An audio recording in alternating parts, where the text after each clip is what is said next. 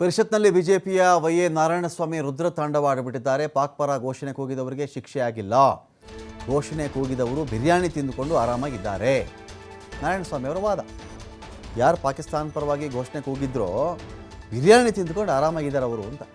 ಎಷ್ಟು ಜನ ನಮ್ಮ ರಕ್ಷಣೆಗೆ ಇದ್ದಾರೆ ಎನ್ನುವ ಭಾವನೆ ನಮಗೆ ಬಂದುಬಿಟ್ಟಿದೆ. ಇಂಥ ವ್ಯವಸ್ಥೆಯಲ್ಲಿ ನಾವಿದ್ದೀವಿ ಅಂತ ನಾರಾಯಣಸ್ವಾಮಿ ಮಾತಾಡಿದ್ದಾರೆ. NIAಗೆ ಕೊಟ್ಟು ಒದ್ದು ಒಳಗಡೆ ಹಾಕಿ ಅಂತ ಕೂಡ ನಾರಾಯಣಸ್ವಾಮಿ ಅವರ ಆಕ್ರೋಶವನ್ನು ಹೊರಹಾಕಿದ್ದಾರೆ. ಪಾಕ್ ಜಿಂದಾಬಾದ್ ಕೂಗಿದ್ದಂಥ ಕೇಸರಿ ಕಾರ್ಯಕರ್ತರಿಗೂ ಇದೇ ಅನ್ವಯಿಸುತ್ತಾ ಅಂತ ಹಾಕಬೇಕು. ಒದ್ದು ಒಳಗಡೆ ಹಾಕಬೇಕು. ಯಾರಾದರೂ ಬಿರಿಯಾನಿ ತಿಂತಾ ಇದ್ದರೆ ಕರ್ಕೊಂಡು ಬರ್ಬೇಕು ಅವ್ರನ್ನ. ಜಿಂದಾಬಾದ್ ಅಂತ ಯಾಕೆ ಹೇಳಿದ್ರೆ ಕೇಳಬೇಕು. ಇದೆಲ್ಲರಿಗೂ ಒಂದು ಸಾಲಿನ ಆದೇಶ ಆಗಿಬಿಡ್ಬೇಕಿದು.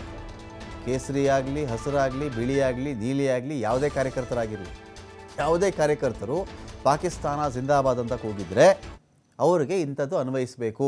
ನಾರಾಯಣಸ್ವಾಮಿಯವ್ರ ಹೇಳಿಕೆ ಪ್ರಕಾರ 2 ವರ್ಷಗಳ ಹಿಂದೆ BJP ಕಾರ್ಯಕರ್ತರು ಪಾಕಿಸ್ತಾನ ಜಿಂದಾಬಾದ್ ಅಂತ ಕೂಗಿದ್ರಲ್ಲ, ಅವ್ರಿಗೂ ಈ ಶಿಕ್ಷೆ ಅನ್ವಯಿಸುತ್ತಾ? ಅವರು ಬಿರಿಯಾನಿ ತಿಂದಿದ್ದಾರೆ, ಅವ್ರೇನು ತಿಂತಾ ಇದ್ದಾರೆ ಬೇರೆ? ಅವ್ರು ಆರಾಮಾಗಿಲ್ವಾ? ಕನಿಷ್ಠ ಪಕ್ಷ ಒಂದು ತನಿಖೆ ನಡೆಯಲಿಲ್ಲ ಸರಿಯಾಗಿ, ಒಂದು 3 ದಿನ ಒಳಗಡೆ ಕೂರಿಸಲಿಲ್ಲ, ಏನೂ ಆಗಲಿಲ್ವಲ್ಲ? ಹಾಗಾದರೆ ಅವತ್ತು ಕೇಸರಿ ಕಾರ್ಯಕರ್ತರ ರಕ್ಷಣೆಗೆ ನಿಂತ್ಕೊಂಡಿದ್ಯಾರು?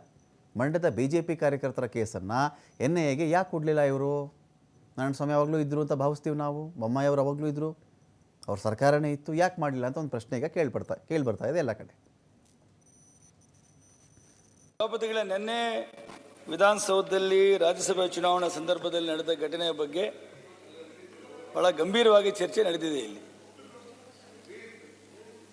ನಾವೆಲ್ಲರೂ ಪಕ್ಷಾತೀತವಾಗಿ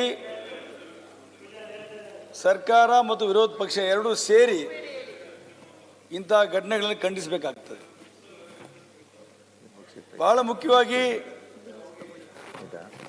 ಬೇರೆ ಬೇರೆ ರಾಜಕೀಯ ಭಾಷಣಗಳಲ್ಲಿ, ವೇದಿಕೆಗಳಲ್ಲಿ, ಬೇರೆ ಬೇರೆ ಸಂದರ್ಭಗಳಲ್ಲಿ ಪಾಕಿಸ್ತಾನದ ಪರ ಘೋಷಣೆಗಳು, ಧ್ವಜಗಳನ್ನು ಹಾರಿಸಿರೋದು ನಾವು ನೋಡಿದ್ದೇವೆ, ಖಂಡಿಸಿದ್ದೇವೆ.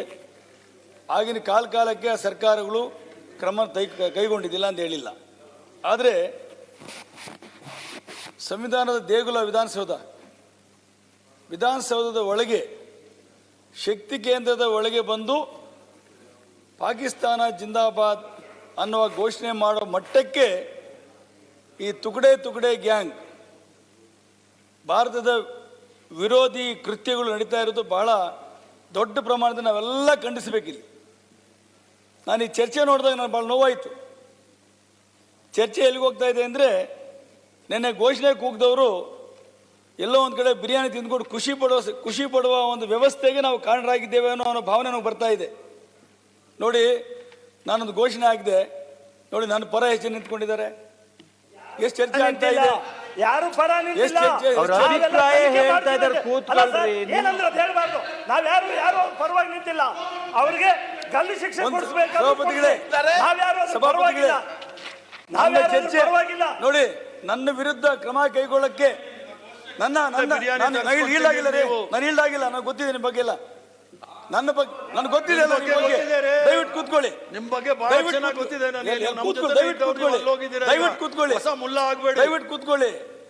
ಮುಲ್ಲ ಆಗಿರೋದು ನೀವು, ನಾವಲ್ಲ. ಇಲ್ಲಿ ನೀವು ಮುಲ್ಲ ಆಗಿರೋದು ಸಭಾಪತಿಗಳೇ. ಆ ಘೋಷಣೆ ಕೂಗಿದವ್ರಿಗೆ ಸರ್ಕಾರ ಅಂದರೆ ಭಯ ಇರಬೇಕಲ್ವಾ? ಈ ದೇಶ ಅಂದರೆ ದೇಶದ ಬಗ್ಗೆ ಪ್ರೀತಿ ಇರಬೇಕಲ್ವಾ? ಸರ್ಕಾರದಲ್ಲಿ ನಾವೆಲ್ಲರೂ ಸೇರಿ ಖಂಡಿಸಬೇಕಾಗಿದ್ದ ವಿಚಾರವನ್ನು ಅವ್ರ ಮೇಲೆ ಆಕ್ಷನ್ ತಗೊಳ್ಳಿ ಅಂದರೆ ಸರ್ಕಾರ FSL ಕಳಿಸಿದ್ದೀವಿ, ರಿಪೋರ್ಟ್ ಬರಲಿ, ಆಕ್ಷನ್ ತಗೊಳ್ತೀವಿ ಅಂತ ಹೇಳ್ತಾ ಇದ್ದಾರೆ. ಸಭಾಪತಿಗಳೇ, ನಿನ್ನೆ ವಿಧಾನಸೌಧದಲ್ಲಿ